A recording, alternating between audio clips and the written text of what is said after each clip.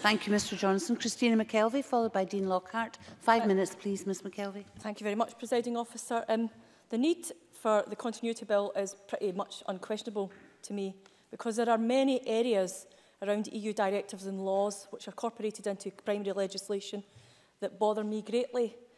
And these are child sexual exploitation, trafficking in human beings, domestic violence, sexual violence, child grooming and pornography, all of which, in my opinion, go further on protections in Scots law than they do in their UK equivalents. And that bothers me greatly. The Victims' Rights Scotland Act 2015 is another such example. They go further in Scots law on protections of people than UK law. The Continuity Bill, for me, enshrines into Scots law the Charter of Fundamental Rights, of which we've heard much about today. And my reading of Adam Tompkins' Amendment 98 seeks to give no strength to the Charter in Scots law, or even a position. And that worries me greatly. I'm going to get on to that point. In Stonewall's briefing to the House of Lords on amendments to the Withdrawal Bill, the Stonewall briefing tells us, and I'm going to quote from their briefing, retaining the Charter of Fundamental Rights. Clause 5(4) of the bill makes it clear that on leaving the EU, the Charter of Fundamental Rights will no longer apply.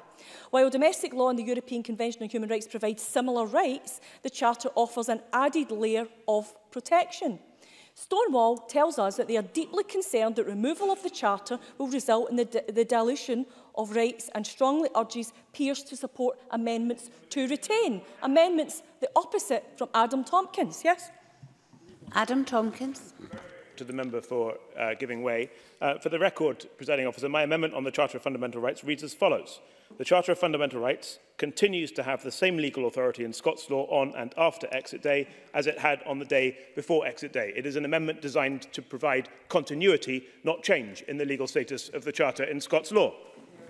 Christina McKelvie. Always in points of law, there's an interpretation. My interpretation is that you give no force in Scots law to the Charter of Fundamental Rights via your amendment. And that will be up to the Finance and Constitution Committee to decide that later. But I would urge them to take the lead from the Stonewall briefing and to reject Amendment 98 on the same grounds that they urge the Lords to protect the Charter of Fundamental Rights in the EU withdrawal bill of the UK. Now we know that the power grab that we feared in Scotland is coming true. It's been all admitted by the UK Government. It was published, a list of 24 devolved policy areas it wants to keep control of after Brexit.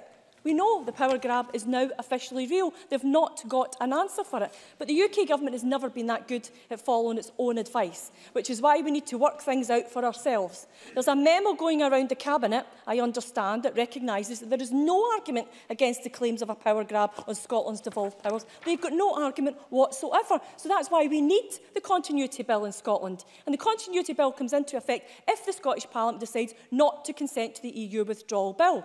We have tried to work with the UK Government and UK-wide legislation, but they won't have it. They keep letting us down. Promises made, vows made are not delivered. So where should we go after that? We have no trust. It is within the competence of our Parliament, as legal experts, including the Lord Advocate of this land, have concluded. And it is the only way in which we can avoid that power grab. It is our protection against our devolved powers being withdrawn. When Britain leaves the EU, there are 111 powers and responsibilities in devolved areas due to be repatriated. The UK Government, in Clause 11 of the EU Withdrawal Bill, called for all of those powers to go straight to Whitehall, for ministers to decide what should be given to MSPs and what should be kept in national frameworks. Crumbs off the dinner table. That cannot be allowed to happen. And if the intention is to retain these powers only temporarily, to bring it back to the Scottish Parliament, then why on earth is there not a sunset clause in the EU withdrawal bill in order to say that, to bring those powers back to Scotland, even if they want to hold on to them on a temporary basis? They've not done that, and I would urge Conservative colleagues here to urge their people in Westminster to make sure that protection is in place.